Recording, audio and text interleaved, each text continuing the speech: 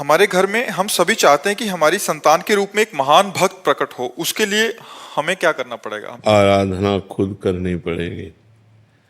जब तक माता और पिता भक्त नहीं होंगे, भगवान के चिंतन परायण नहीं होंगे, सतोगुणी नहीं होंगे, तब तक भक्त संतान कैसे? ये तो बड़े भाग्य होते हैं।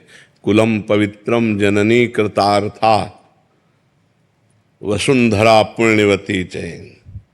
वो भूमि पावन हो जाती है, वो कुल पावन हो जाता है, वो माँ जय जयकार करने योग्य हो जाती है जिसके पुत्र भगवान का भक्त पैदा हो। नाम प्रसंग कहे तो उपदेश, जहाँ या धर्म धन्य सो देश, धन्य सो कुल जो जन्म भयो, धन्य सो तात धन्य सो माय, संतत सकल सुनो चितलाय। श्री हरिवंश। जो भगवान का नाम जप करने वाला भक्त जिस कुल में पैदा हुआ, वो देश धन्य, वो गांव धन्य, वो कुल धन्य, वो माता पिता धन्य जिसमें भगवान का अनुरागी भक्त। तो इसलिए कुछ नियमों का पालन अगर करे और भगवान का भजन करे तो भक्त संतान होने की संभावना है, वो भी भगवान की कृपा से। पहली बात तो जिस दिन से गर्भ आ जाए उस दिन से माँ और पिता दोनों ब्रह्मचर्य रहें, पति पत्नी दोनों ब्रह्मचर्य रहें, और सात्विक भोजन पावें, तीर्थों का अवगाहन करें, शास्त्र का स्वाध्याय करें, नाम जप करें और भगवान से प्रार्थना करें, तो जरूर भगवान का भक्त गर्भ से प्रकट हो सकता है। दूसरा कोई उपाय नहीं। संसार का त्याग करके रात दिन भगवान में चित्त जोड़ना है, बहुत बड़ी बात है, ये बहुत बड़ी बात है। तो ऐसा करे, भगवान से प्रार्थना करे और संयम से चले, नाम जप करे, तो वही संस्कार गर्भस्थ शिशु में पड़ेंगे तो जरूर न जरूर भगवान का भक्त या देश भक्त पैदा हो जाए तो जीवन कृतार्थ हो जाए। महाराज जी, आपके श्रोता हैं जो सत्संग सुनते हैं, परसों आए थे महाराज जी, उन्होंने आपका बहुत देर पहले सत्संग सुना था कि जब बच्चा गर्भ में आ जाए तो ब्रह्मचर्य से रहें, और बहुत कह रहे कि हमने नाम जप भी किया और हमें अभी 1 साल का हो गया बच्चा, परसों आए थे तो कह रहे थे कि हमें इसमें दिव्यता नजर आ रही है। हाँ बिल्कुल। वो मतलब राधा नाम सुन के और एक उसमें सौम्यता, और जहां भी जाता है हमें एक प्रभाव दिखता है। तो महाराज जी उसका प्रभाव कह रहे कि हमें प्रत्यक्ष, मतलब महाराज जी के वचन सुन के हमने ऐसा किया और उसका प्रत्यक्ष उदाहरण महाराज जी। हमारे पिताजी बड़े भक्त थे। इस शरीर के जो पिता कभी जूता पहन के हल नहीं जोता, नंगे पैर हल जोता, और संतों की सेवा। तो हम लोग जब छोटे छोटे थे, 4 संत आ जाते, सबके चरण दबाओ, चरण धो, चरणामृत पियो, और उनके पास बैठना, वो श्री राम जय जय राम कीर्तन कराते, कीर्तन करते, भागवत हो रही वही बैठ के सुनते। बचपन से भागवतिक सब परमाणु मिले। माता जी को तो क्या कहना, साक्षात देवी। बस वो ऊपर एकांत, दुखंडा मकान था तो ऊपर एकांत में बैठे राधा कृष्ण की छवि रखे, वो तो बस जप में ही अधिक लगी रहती थी। तो उसका प्रभाव देखो कि हमारे पिताजी भक्त, माताजी भक्त, तो हम भक्त, हमारा परिवार का सब पूरा सदस्य भक्त, बहनें भाई सब भक्त हैं। तो जैसे हम परमाणु अपने परिवार को देते हैं वैसा ही हमारा परिवार होता है। तो हम माता पिता का विशेष योगदान होता है। पुत्र की उद्दंडता या सौम्यता ये माता पिता से। अब आप गंदे आचरण कर रहे हो, गर्भस्थ शिशु है, उल्टा सीधा खा रहे हो, उल्टे सीधी बातें कर रहे हो, वही संस्कार पड़ रहे हैं। आप जब बच्चे थोड़ा सयाने हुए, आप बीड़ी मंगा रहे हो, आप शराब पी रहे हो उनके सामने, वही संस्कार पड़ रहे हैं उनके, वही संस्कार बनते हैं। जब संस्कार दिए जाते हैं तो देखो सब, हमें लगता है कि अगर हम पुत्र को उन्नतशील बनाना चाहें तो गर्भ से हमें सावधानी रखनी पड़ेगी। गर्भ से ब्रह्मचर्य, जहां संतान आ गई फिर ब्रह्मचर्य का माता पिता कौन पालन करता है? कोई बिरला संयमी ऐसा हो सकता है कि 1.5 साल हमको ब्रह्मचर्य से रहना, बहुत कठिन बातें हैं ये। तभी संतानें देखो सब कामुक प्रवृत्ति की और मन में मलिनता लिए हुए, अपने माता पिता का भी अपमान करने वाली, समाज में द्रोह पैदा करने वाली, समाज में हानि पैदा करने वाली ऐसी संतानें होती है। तो बहुत सावधानी। अगर हम शरीर से चित्त जोड़ें तो बहुत परेशान, जब भगवान से चित्त जोड़ते तो भगवान सच्चिदानंद है।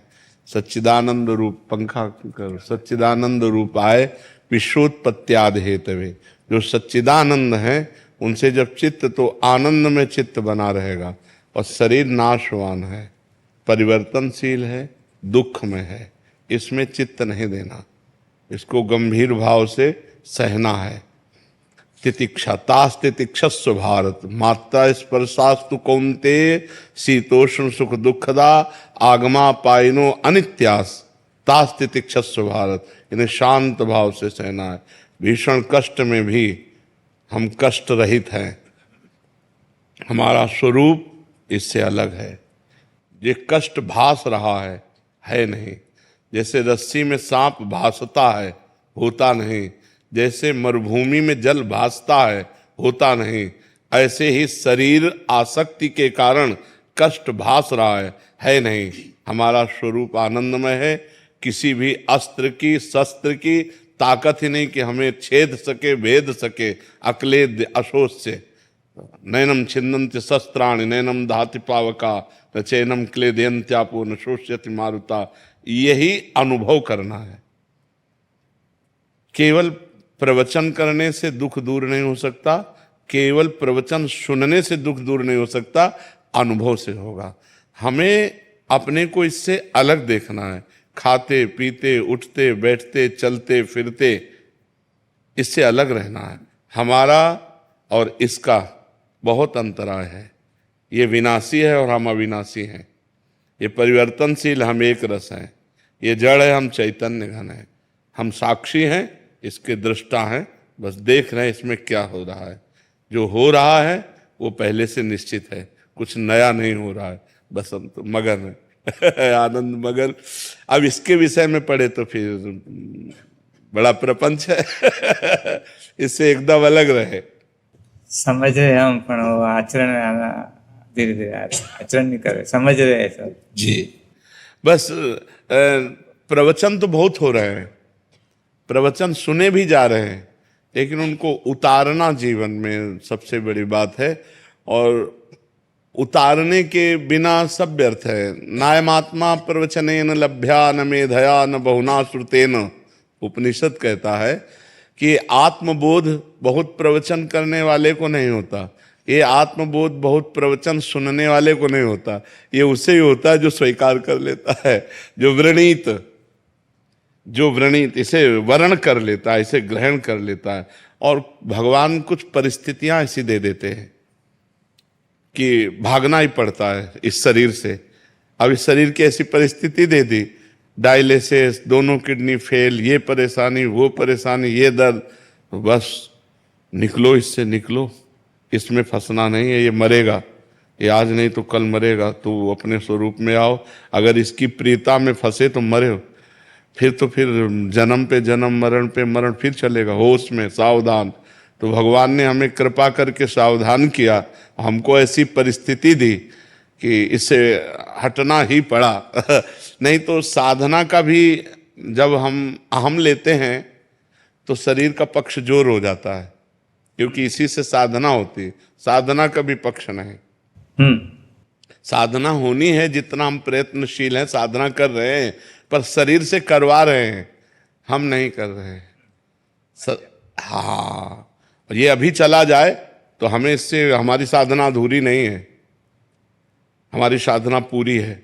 ये अभी नष्ट हो जाए, नाशवान, इसके सहारे थोड़ी हम अविनाशी को प्राप्त कर रहे हैं। हम अविनाशी हैं, हम वर्तमान में अविनाशी हैं, हम अविनाशी हैं। हाँ, विनाशी से हमारा जो लगाव हो गया है उसी को हटाना साधना है। विनाशी से जो हमारा लगाव है, अपनापन हो गया है, तदात्म हो गया है, उसी की साधना हम कर रहे हैं। कि इसको कष्ट देते हुए तितिक्षा पूर्वक, जैसे नंगे पैर आप चल रहे हैं या आप विविध प्रकार के तपों को ग्रहण कर रहे हैं, इसके लगाव को काट रहे हैं। लगाव का काट, कि इससे लगाव हटाना। कि जैसे बोले हम तपस्या की, हमें बड़ा लाभ हुआ, तो क्या लाभ हुआ? लगाव हटा, इससे अपनापन हटा, तदात्म हटा। आप तो जो पूर्ण है उसको न कोई लाभ है न कोई हानि है। जो आप पूर्ण है न उसमें कोई लाभ है न कोई हानि है। साधना न होने पर कोई हानि नहीं है पूर्ण में, और साधना होने पर कोई लाभ नहीं है। तो साधना हो किसकी रही? इस लगाव को मिटाने के लिए। शरीर और इंद्रियों का जो संयोग भोगों में होकर सुखानुभूति हो रही, इसी को मिटाना है। और ये मिट गया तो सहज स्वरूप, शंकर सहज स्वरूप समारा, लाग समाधि अखंड पारा, चलते फिरते उठते बैठते हर समय सम स्थिति में जो महापुरुष है वो भगवान को प्राप्त महापुरुष है। और भगवान को प्राप्त करना नहीं है, वो प्राप्त हैं, बस ये लौट कर समझना है, थोड़ा लौटना पड़ेगा। ये जो बहिर्मुख होकर हम जगत में फंस गए हैं, अंतर्मुख होकर के बस उसे लौट कर समझना होगा। बिल्कुल वर्तमान में आप परिपूर्ण हैं, किसी साधन के फलस्वरूप परिपूर्ण नहीं है। वर्तमान में आप परिपूर्ण बस अनुभव करो, इस बात को अनुभव करो, तत्त्वम् असि, तुम वही हो, तुम वही हो जिसकी खोज कर रहे हो। जब खोजने वाले को मिला तो खोजने वाला नहीं रहा। जब खोजने वाला जिससे मिला तो खोजने वाला नहीं रहा, क्योंकि वही था, वही था। दूसरा कोई था नहीं। बस ये अनुभव हो गया तो हर समय क्योंकि आनंदमय अपना स्वरूप है ना, और दुखमय शरीर है, तो दुखमय शरीर से आनंदमय स्वरूप की यात्रा हमारी है। जो मृत्युमा अमृतम गमय, जो मृत्युमय शरीर में हमारी आसक्ति है, इससे हट करके अमृत स्वरूप जो हमारा स्वरूप है उधर चलने की यात्रा है। उधर लौटना है। अपनी जो मना कष्टान इंद्रियाणी प्रकृति स्थान कर सती, वो परमात्मा स्थान है, इनको लौटाना है। अंतःकरण को समत्व में लाना है। जहां अंतःकरण सम हुआ, संकल्प विकल्प रहित हुआ, आप मुक्त स्वरूप हो। कोई कुछ मुक्त होने के लिए कोई औषधि, कोई तपस्या, कोई साध, आप मुक्त हो, मुक्त थे, मुक्त रहोगे।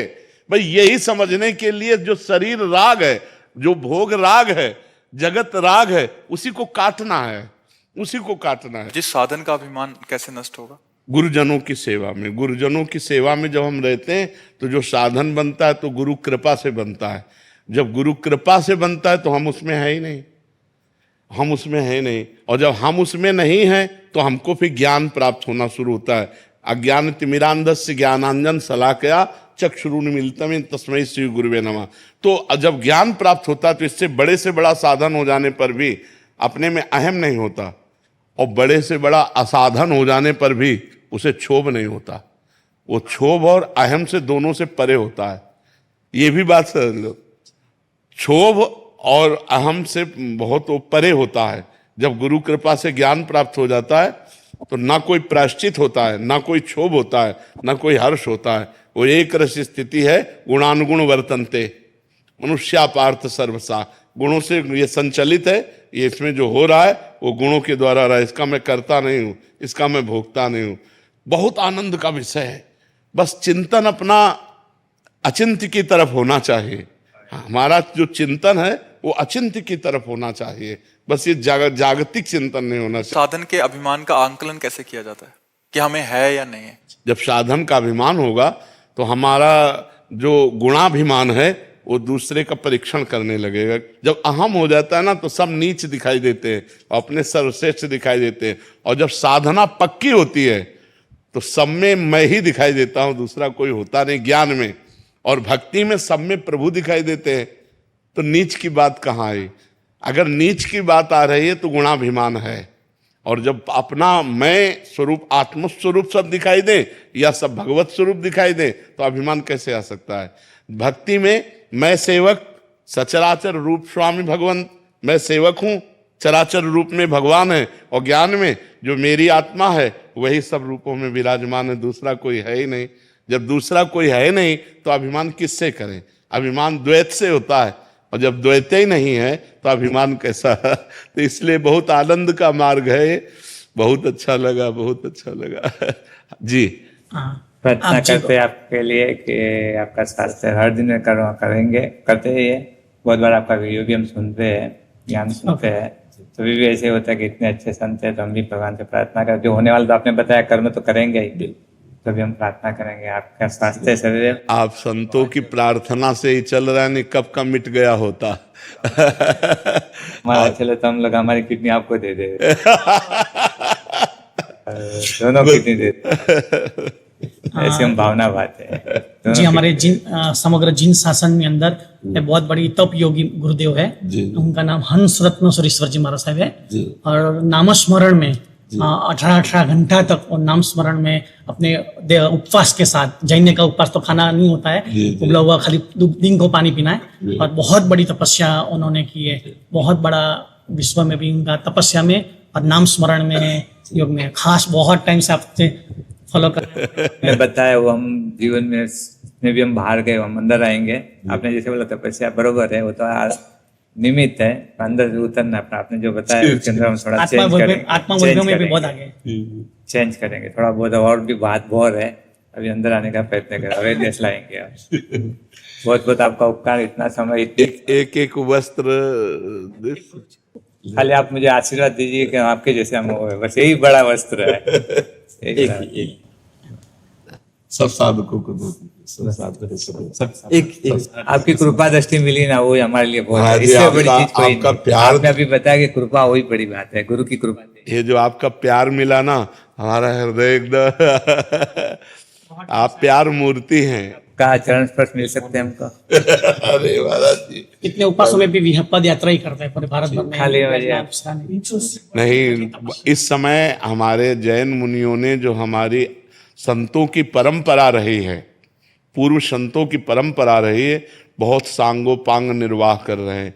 चाहे जितने देखो, पीटे भी गए, हाँ मार भी खाए, भूख प्यास भी, गर्मी सर्दी, ऐसी गर्मी में सब पूरे कष्ट सह करके अपने धर्म का पालन कर रहे हैं। हम बार बार प्रणाम करते हैं, इन मुनियों को बार बार प्रणाम करते हैं। एक्सीडेंट भी बहुत होते हैं, हाँ, बहुत हाईवे पे बहुत होता है, हर साल 10-15-25 मार्च साहब एक्सीडेंट में चले जाते हैं, बिल्कुल, उससे भी ज्यादा जाते हैं। बिल्कुल बिल्कुल 25 गाड़ी लोग हम पैदल चलते हैं ना, तो गाड़ी ओवरटेक करके उड़ा देती है, साइड में चलते हैं तो भी उड़ा देती है। मैंने उनका उड़ाने का भाव नहीं है, पर हाँ, कंट्रोल बिगड़ गया। कंट्रोल नहीं रहते, मैंने उनको जल्दी जाना है हर आदमी को। जी जी जी। तो इससे हर साल बड़े गच्छाति पति से लगा के 25-30 साहब साधु साधु दोनों पर बहुत एक्सीडेंट में खराब इससे उनका मौत होता है। एक्सीडेंट में एकदम चले गए तो आंदा नहीं, पर जो चले नहीं गए बीच में रहे ना, तो फिर उसको दर्द सहन करना बहुत कठिन होता है। तो भी हमारे विहार हमने रोके नहीं, चालू हुए, संभाल के चलते हैं। पैदल में वो पैर के साइड में चलते हैं। लोग दारू पी के गाड़ी वाले